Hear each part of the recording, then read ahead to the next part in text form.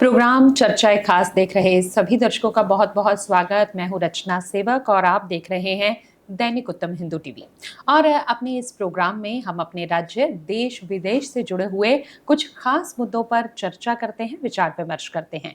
और चर्चा के लिए आज भी हमारे साथ हमारे स्टूडियो में मौजूद हैं दैनिक उत्तम हिंदू टीवी के मुख्य संपादक इरविन खन्ना जी। तो सबसे पहले तो सर का बहुत बहुत स्वागत। और आज प्रोग्राम चर्चाएं खास की शुरुआत दिल्ली के मुख्यमंत्री अरविंद केजरीवाल के साथ।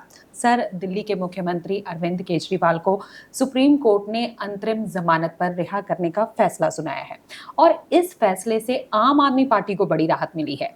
तो क्या लगता है कि लोकसभा चुनावों पर फैसले का क्या असर पड़ने वाला है, क्या दिख रहा है? देखिए, ये जो सर्वोच्च न्यायालय का फैसला आया अरविंद केजरीवाल जी के लिए, अगर इसको ये जहाँ तक आम आदमी पार्टी की स्थिति है तो संजीवनी बूटी है। बिल्कुल, बेहोशी से एक दफ़ा जो है जागरूक होने वाली स्थिति है। जान आ गई उनके, क्योंकि इससे पहले संजय भी बाहर आए। भगवंत मान और संजय और केजरीवाल तीनों अच्छे वक्ता हैं और ये चुनावी दौर जो पंजाब, दिल्ली, हरियाणा, इन तीनों में ये अपनी पैठ रखते हैं और इनकी जो जब ये आएंगे तो ये चलेगी। बाकी जहाँ तक न्यायालय के निर्णय का प्रश्न है, उन्होंने दो बातें बड़ी, एक देखिए न्याय की परंपरा से हट कर है ये निर्णय।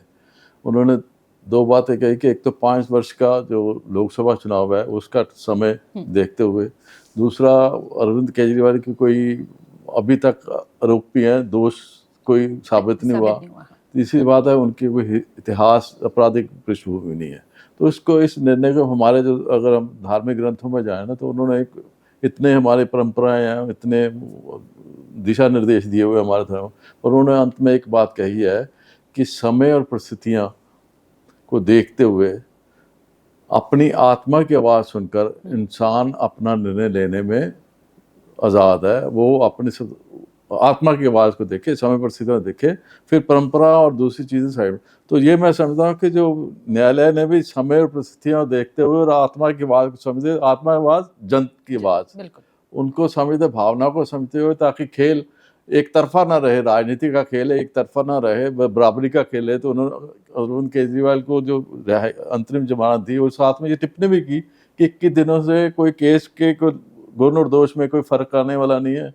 तो ये 21 दिन इनको एक बराबरी का खेल मिले, तो ये बराबरी के खेल आने से ये चर्चा, राजनीतिक गर्माहट तो बढ़ेगी। देखिए, एक बात जैसे आम आदमी पार्टी को ये संजीवनी बूटी है, तो जब ये तीनों दिल्ली में घूमेंगे, हरियाणा में आएंगे, पंजाब में आएंगे, तो ये भाजपा के लिए राजनीतिक कठिनाइयां पैदा करेंगे। लेकिन भाजपा से भी ज़्यादा मैं समझता हूँ पंजाब में कांग्रेस की दुविधा, और कांग्रेस दिल्ली में, हरियाणा में इस चीज़ का स्वागत कर रही है, राष्ट्रीय स्तर पर कांग्रेस स्वागत कर रही है। तो जब पंजाब में अरविंद केजरीवाल आएंगे तो पंजाब कांग्रेस की क्या स्थिति होगी?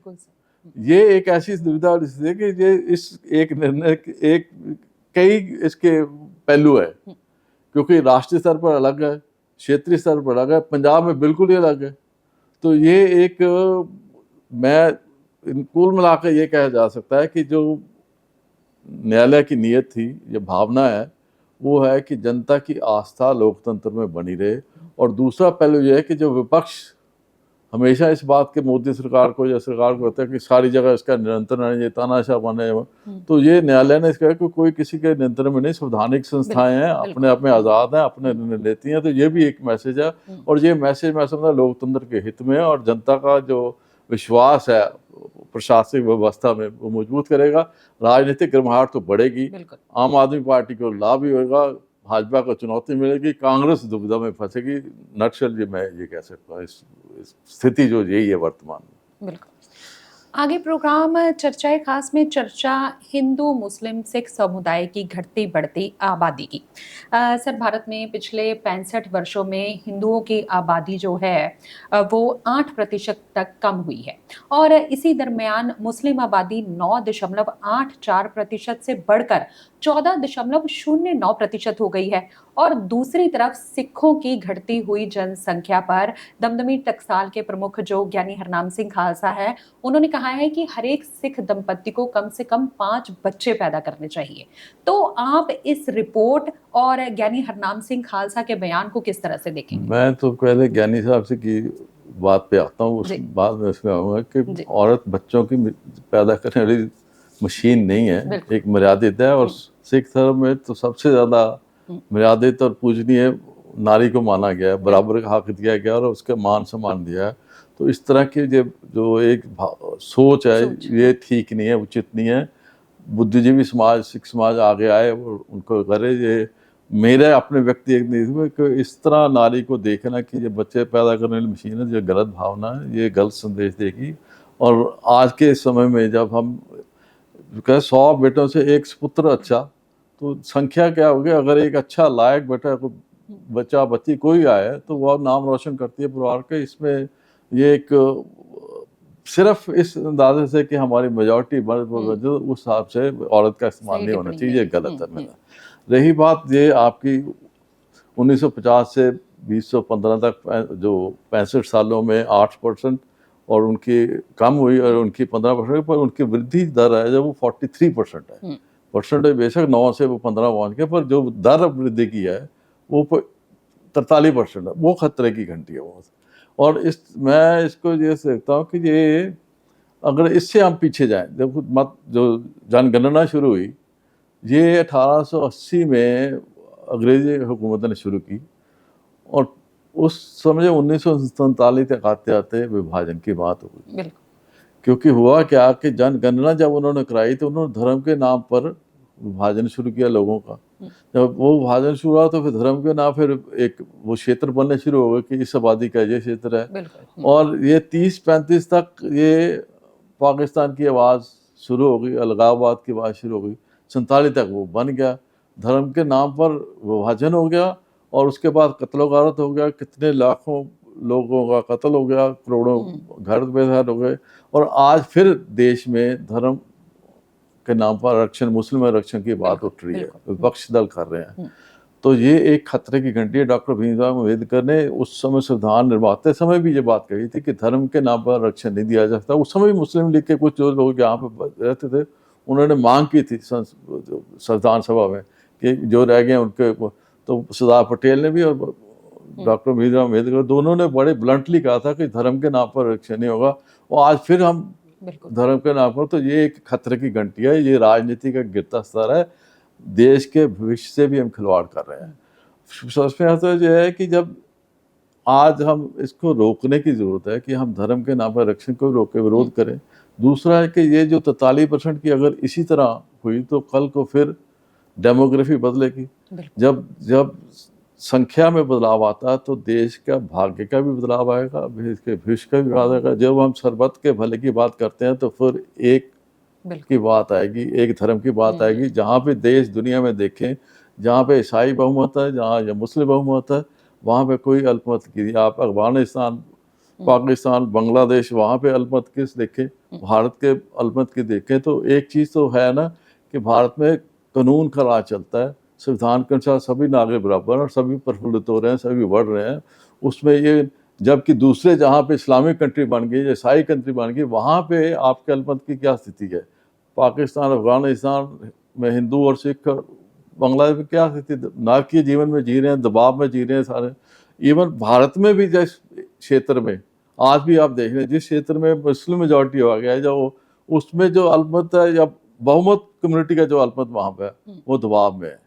वहाँ पे आज भी देखें, देश के उसी जगह से अलगाव की बातें आते हैं, चाहे वो कश्मीर ले लें, चाहे वायनाड ले लें, चाहे किसी, वहाँ पे अलगाव की बात आता है जहाँ पे वो मेजॉरिटी में। तो ये खतरे की भावना, ये विचार, इसका विरोध होना चाहिए और उसके जो 3 कदम उठाने चाहिए। पहली बात तो ये है कि धर्मांतरण, ये जो वृद्धि हुई है ये जन्म दर के साथ साथ धर्मांतरण की कारण में एक बड़ा कारण धर्मांतरण का है। दूसरा बड़ा कारण है अवैध घुसपैठ का, जो बांग्लादेशी इधर आए या पाकिस्तान से इधर के आ गए या कश्मीर से कोई इधर आए या म्यांमार से इधर आ गए, रोहिंग्या मुसलमान इधर। तो ये सारी बातें हैं, ये एक खतरे की घंटी है। हमें अपनी सीमा भी सुरक्षित करनी पड़ेगी और जो धर्मांतरण है उस पर भी चिंताजनक मतलब स्थिति है, गंभीरता से लेना चाहिए। और तीसरी बात है जनसंख्या नियंत्रण की, जो एक सामान्य कानून के द्वारा जनसंख्या नियंत्रण करनी चाहिए, ताकि अदर ये असंतुलन इसी तरह बढ़ता गया तो अगले 65 साल में, पिछले 65 आपने बताया उस 1880 1947 तक के बता रहा हूँ, उसमें विभाजन जब एक कमजोर सरकार कभी केंद्र में आई तो ये इस तरह की जो स्थिति बनेगी वो देश को टूटने के लिए स्थिति बन जाती है। तो एक सामान्य जनसंख्या में बनी रहे, संतुलन बना रहे, क्योंकि देश का भाग्य और भविष्य दोनों जनसंख्या के। आज जिस विचारधारा में हम सनातन विचारधारा चाहते हैं, अगर यही बदल गई तो खत्म हो गई, तो विश्व स्तर पर देखे यूनान मिस्र की जब हम बात करते हैं तो यही है कि धर्मांतरण हो गया, बदलाव आ गया, तो उनका नाता अतीत से भी टूट गया, वर्तमान भी बदल गया, भविष्य भी बदल गया। तो आज भारत को अगर अपना अतीत भी संभालना है, वर्तमान भी और भविष्य तीनों संभालने हैं, तो उसको जनसंख्या पर निरंतर सबसे पहला प्राथमिक मुद्दा आज यही होना चाहिए कि हमारा भविष्य और वर्तमान सुरक्षित रहे। तो ये जनसंख्या जो संतुलन है इसको नहीं होने देना चाहिए, इसको बैलेंस रख के चलना चाहिए, और इसके लिए कानून, सरकार और समाज दोनों को मिलकर ये काम करना चाहिए। सर, मेरे अगले प्रश्न में 3 अलग-अलग विषयों पर चर्चा। एक तो हाल ही में जलंधर से कांग्रेस प्रत्याशी चरणजीत सिंह चन्नी ने पुंछ में हुए हमले को भाजपा का स्टंट बताया। दूसरी तरफ सैम पित्रोदा ने कहा कि भारत में जो लोग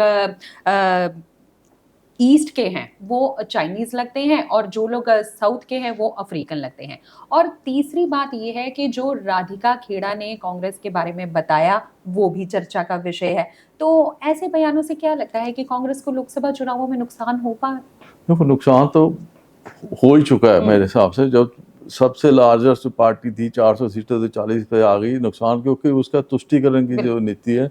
और ये चन्नी है, ये पित्रोदा है, ये इन्होंने पहले एक बार ही नहीं, ये इससे पहले भी जब पठानकोट पे हमला हुआ, जब हमने सर्जिकल स्ट्राइक किया, तब भी कांग्रेस के नेताओं ने इस तरह के बयान दिए कि फौज पे प्रश्न चिन्ह लगाए, और ये दुर्भाग्यपूर्ण है। जब एक जनरल या एक फौजी या एक अधिकारी, चाहे वो मंत्री है चाहे फौजी है, जब बात कर रहे तो हमारा फर्ज बनता है कि हम उसको, एक संवैधानिक पद पे आदमी बैठा तो वो गलत नहीं बोल रहा, उसको स्वीकार कर रहा है।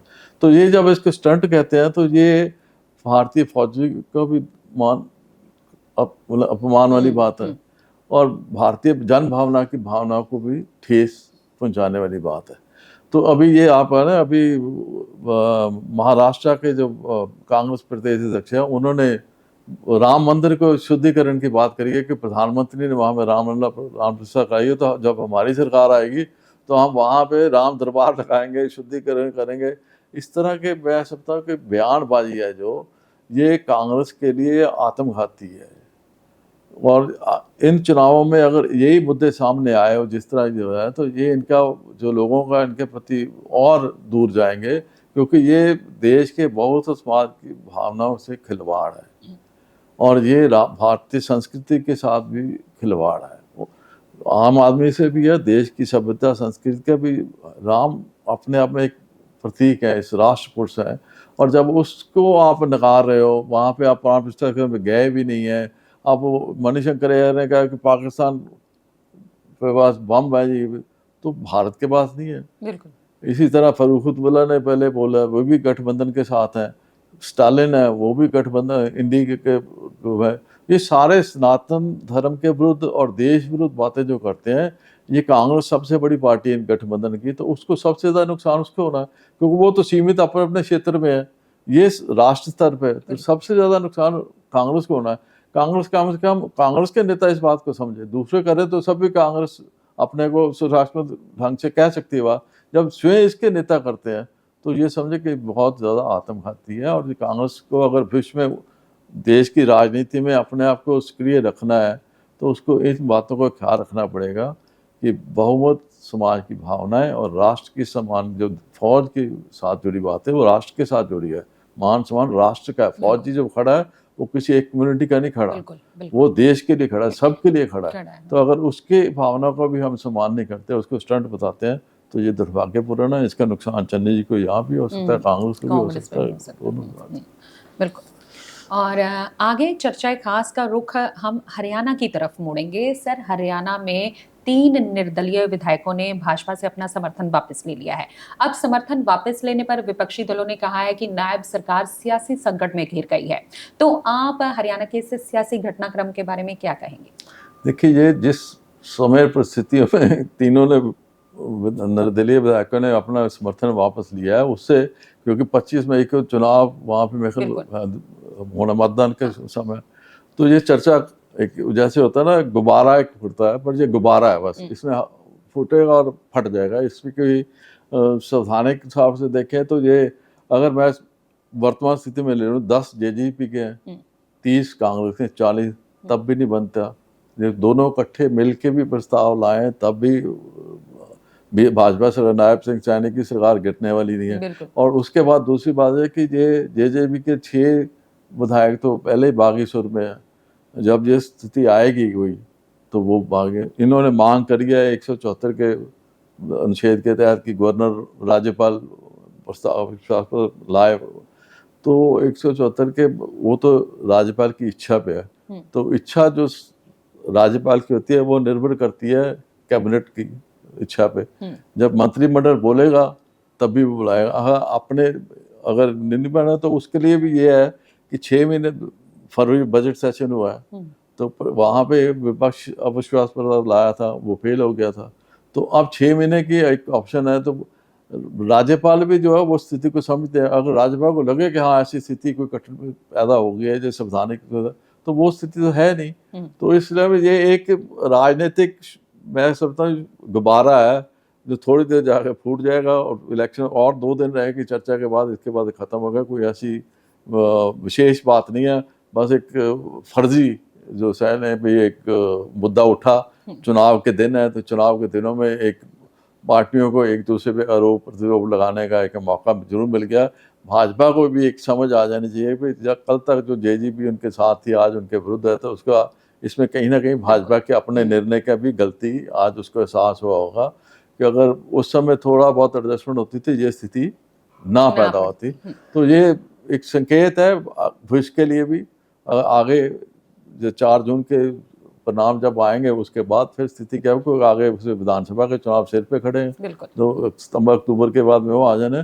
तो ये मैं समझता हूँ कि ये जो स्थिति पैदा हुई है उसके लिए भाजपा को ही आत्मचिंतन करने की जरूरत होगी। आप बेशक उसकी सरकार नहीं गिरेगी, पर एक हास्यास्पद स्थिति तो बन गई ना उनकी, क्योंकि अगर जेजेपी साथ होती स्थिति ना पैदा होती। उन्होंने खुद निर्णय लिया तो वो अपनी स्थिति, नायब सिंह सैनी सरकार की स्थिति हास्यास्पद बन गई। भी स्थिति में चुनाव के दौर में ऐसी स्थिति पैदा करने, ये एक राजनीतिक कमजोरी भी कह सकते हैं, कमजोर पक्ष भी कह सकते हैं, लेकिन सरकार अभी गिरने वाली नहीं मेरे अंदाज से। सरकार रहेगी उसके नाम।